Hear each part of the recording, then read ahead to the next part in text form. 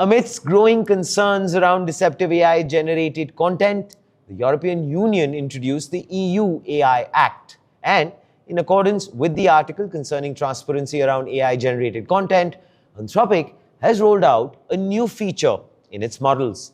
But well, before we get into the further details of that in terms of the compliance bit, here is something that you can, of course, go ahead and celebrate. Cypher 2026 is back in its 10th edition. IBM Bob presents Cypher 2026, which makes it bigger than ever. It shall take place in October of this year. The venue is KTPO, Bengaluru. And I'm pretty sure, given the fact that you're very serious about your AI and tech, that you shall be at IBM Bob presents Cypher 2026. And now, the Claude maker, in compliance with the new European guidelines around ethical AI use, has introduced new methods to detect AI-generated content. They will work on two levels.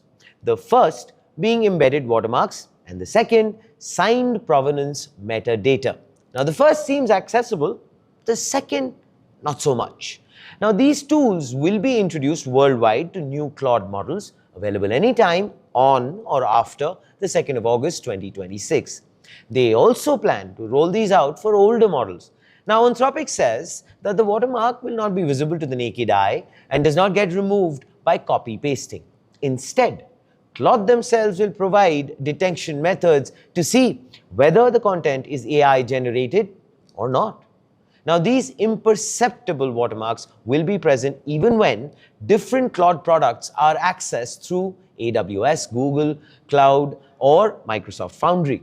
Now, the second, which is the signed provenance metadata bit, works like a cryptographically secured record attached to the generated content. It can indicate the asset's origin and record subsequent modifications because, well, the provenance is cryptographically bound to the asset. Changes to the asset or its provenance can be detected when the content credential is validated. However, C2PA does not prevent someone from stripping the metadata entirely, and modifications made outside C2PA-aware tools may not be recorded in the provenance history.